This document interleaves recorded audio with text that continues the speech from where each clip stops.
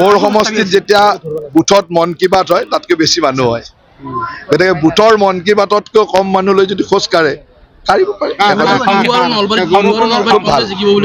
খুব ভাল।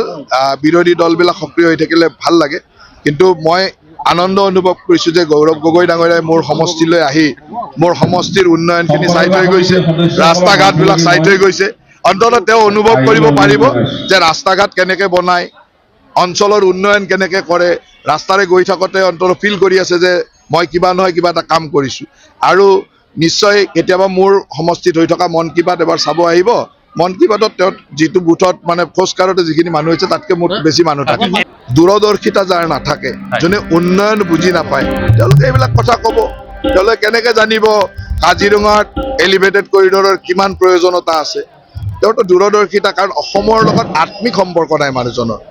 অসমৰ লগত আত্মিক সম্পৰ্ক এইকাৰণে নাই, যিজন মানুহে গোটেই জীৱনটো অসমীয়া হিচাপে জন্মিলে, এজন মুখ্যমন্ত্ৰীৰ ঘৰত জন্মিলে, তাৰ পিছতো ভালকৈ অসমীয়াটো ক'ব নাজানে, যিজন মানুহৰ পৰিয়ালৰ 4গৰাকী মানুহৰ 3গৰাকী ব্ৰিটিছ নাগৰিক, তেওঁৰ লগত অসমৰ লগত আত্মিক সম্পৰ্ক আছে। গতিকে এই আত্মিক সম্পৰ্ক নথকা মানুহে অসমত জীৱ জন্তু বচাবলৈ কি কৰিব লাগিব, অসমৰ উন্নয়নৰ কাৰণে কি কৰিব লাগিব, এইবিলাক এই দূৰদৰ্শিতা নাথাকাটো স্বাভাৱিক।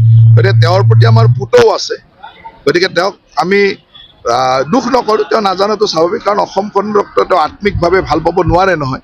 আত্মিকভাৱে ভাল পালে কোনোবাই দুটা নিজৰ নাবালক ল'ৰা ছোৱালীক মানে ব্ৰিটিছ বনাব নেকি? গতিকে তেওঁ আত্মিকভাৱে অসমীয়া হ'ব পৰা নাই, গতিকে তেওঁ এইবিলাক ভাল কামটো বেয়া দেখিবই, উপায় নাই। মোৰ সমষ্টিত যেতিয়া বুথত মন কি বাত হয় তাতকৈ বেছি মানুহ হয়, গতিকে বুথৰ মন কি বাততকৈ কম মানুহ লৈ যদি খোজ কাঢ়ে কাঢ়িব পাৰে। খুব ভাল। বিৰোধী দলবিলাক সক্ৰিয় হৈ থাকিলে ভাল লাগে, কিন্তু মই আনন্দ অনুভৱ কৰিছোঁ যে গৌৰৱ গগৈ ডাঙৰীয়াই মোৰ সমষ্টিলৈ আহি মোৰ সমষ্টিৰ উন্নয়নখিনি চাই থৈ গৈছে, ৰাস্তা ঘাটবিলাক চাই থৈ গৈছে।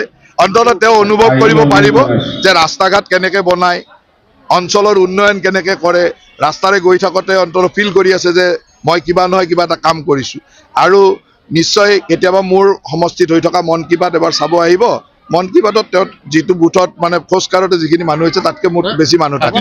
দূৰদৰ্শিতা যাৰ নাথাকে, যোনে উন্নয়ন বুজি নাপায়, তেওঁলোকে এইবিলাক কথা ক'ব। তেওঁলোকে কেনেকৈ জানিব কাজিৰঙাত এলিভেটেড কৰিডৰৰ কিমান প্ৰয়োজনীয়তা আছে? তেওঁতো দূৰদৰ্শিতা, কাৰণ অসমৰ লগত আত্মিক সম্পৰ্ক নাই মানুহজনৰ।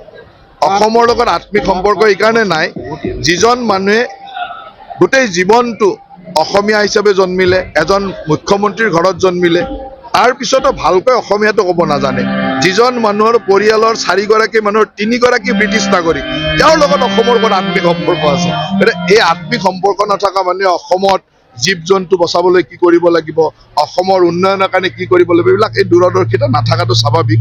গতিকে তেওঁৰ প্ৰতি আমাৰ পুতৌ আছে, গতিকে তেওঁক আমি দুখ নকৰোঁ, তেওঁ নাজানাটো স্বাভাৱিক। কাৰণ অসমখনক তেওঁ আত্মিকভাৱে